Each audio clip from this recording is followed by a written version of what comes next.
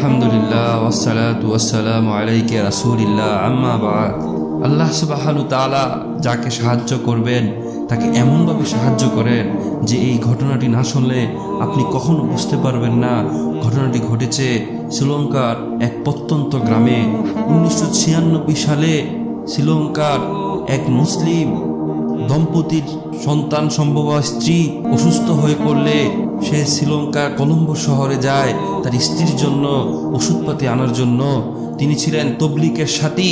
তিনি যখন কলম্বোতে যান তখন রাত্র অনেক হয়ে যায়। তিনি বিভিন্ন প্রয়োজনীয় জিনিসপত্র কিনে কলম্বো শহরে অবস্থিত তবলিগের মার্কাজে গিয়ে ওঠেন। 1996 সাল। তখন যোগাযোগ ব্যবস্থা এত উন্নত ছিল না, তখন প্রযুক্তিগত উন্নতি সাধিত হয় নাই। তখন কলম্বোর জিম্মাদার সাথী ওই ভাইকে বললেন, হে আল্লাহর বান্দা, এখানে এক আল্লাহর জামাত তৈয়ার আছে, আল্লাহর রাস্তায় যাওয়ার জন্য একজন আমির প্রয়োজন। আমরা তো আমির খোঁজ করে পাচ্ছি না।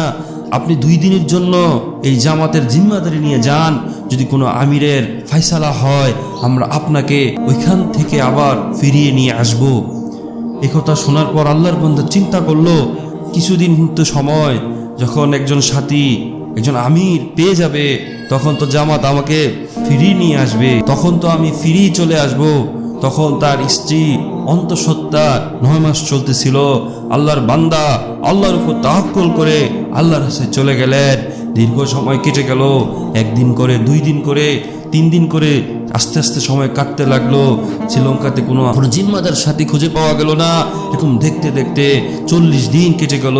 আল্লাহর বান্দা 40 দিন পুরা করে যখন মার্কাজে আসলো তখন তার মনে ভয় ধরলো, হায় আমি যে কাজে আমার স্ত্রীকে আমি যে অবস্থায় রেখে গেছি, আমার স্ত্রী কি জানি হয়েছে। সে তার বাড়ির দিকে রওনা হলো। সে 1 দিন পরে তার বাড়িতে যখন গিয়ে পৌঁছলো তখন সে দেখলো তার স্ত্রী বসে বসে ফুটন্ত বাচ্চা নিয়ে খেলা করছে। তখন সে তার স্ত্রীকে জিজ্ঞেস করলো, হে আল্লাহর বান্দি, হে আমার প্রাণপ্রিয় স্ত্রী, এই হাস্যোজ্জ্বল মুখ দেখে তো মনে হচ্ছে তুমি খুব সুখে আছো। তোমার সাথে কি হয়েছে? আমি তো তোমাকে একটা হালতের উপর রেখে চলে গেছি। এই কথা বলে যখন স্বামীর চোখ দিয়ে পানি পড়তেছিল, স্ত্রী তার স্বামীর চোখের পানি মুছে বলল, হে স্বামী, আপনি চিন্তিত হবেন না। আপনি যে আল্লাহর উপর ভরসা করে আমাকে রেখে গেছেন, ওই আল্লাহ তাআলা আমাকে উত্তম ব্যবস্থা করে দিয়েছেন। এই কথা বলার পর ওই আল্লাহর বান্দা জানতে চাইলো কি ঘটনা হয়েছে। তখন তার স্ত্রী স্বামীকে সম্বোধন করে বলল, হে প্রাণপ্রিয় স্বামী, আপনি যেদিন কলম্বোতে চলে গেছেন ওই দিন রাত্রেবেলা এক আল্লাহর বান্দি বিভিন্ন সামানা নিয়ে আমার কাছে আসে। সে আমার খেদমতে 40 দিন ছিল। সে আমাকে যত কিছু প্রয়োজন সে আমাকে জিম্মাদারের সাথে পুরা করে দিয়েছে।